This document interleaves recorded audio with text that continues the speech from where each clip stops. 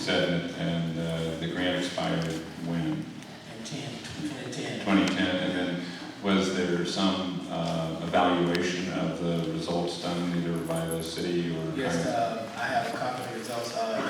In the course of the funding, we made contact with over 1,300 youths on the street. We conducted 51 mediations between various gang members. We had to go out and actually find jobs because we didn't have funding for jobs, so we were able to get a job for 55 different young people. And we did a survey with 997 other kids, and they all replied to the survey. And most of them, their replies was due to no employment, lack of education, and one of the biggest ones was mental health. A lot of the issues that they were dealing with, you know, for example, a young person gets sent home from school for 3 days, the issue never got dealt with, they just got sent home for the 3 days and go back to school, and the situation never was solved. So we had a great deal of success.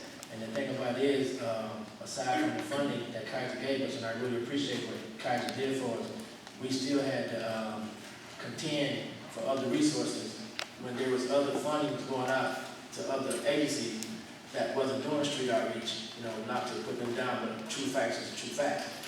If we're going to deal with this, we all need to be on the same page for the same cause and the same reason.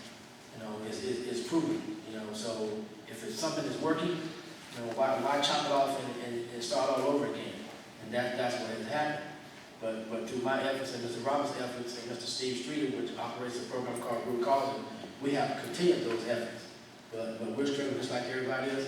But it's because of what's happening with our young people that we will continue to be out in the streets and do what we do. Thank you, and for each of you, again, we're back to the fundamental question of, is there anything from your point of view that you think the state of California could do that would be of assistance in your efforts? Well, most definitely, number one, you know, we all going to ring that bell about the money. And it can't be a short time process. Let's give them money for 1 year, then let's see what they're going to have for the next year. It's a process. It has to be long term, and it has to be continuous. Just like in Oakland, they have Measure Y, so they don't have to worry about that street outreach component. Is there in order for us to really make a difference in these young people, the youth and gang violence. It has to be a continuous support. It can't be okay. Well, we're funding for this year, then the ninth one of that year, you don't have to worry about what's going to happen next year.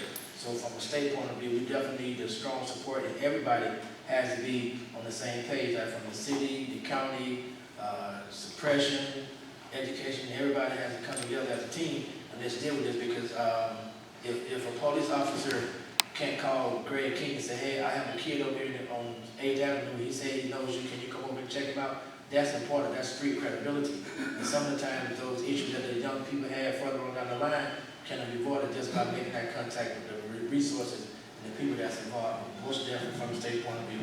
Roll some money out.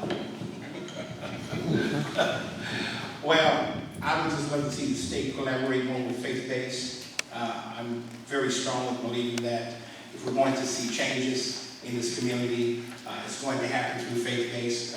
We have great programs in our school, the DARE program, which is working, but I would like to see state have a sit-down meeting with very, very serious faith-based individuals and roll out a plan and see if we can collaborate and make a difference in the lives of our youth. And many of the gang members' parents go to our churches, and it's amazing that faith-based is the front line. We're the first responders to many of the crimes, and then we're the last because we have to bury them and then sit the parents. And so, Mr. Dickinson, please remember that faith-based, we're here, and we certainly would love to have a heavy, heavy collaboration with the state of California. Okay, thank you both very, very much.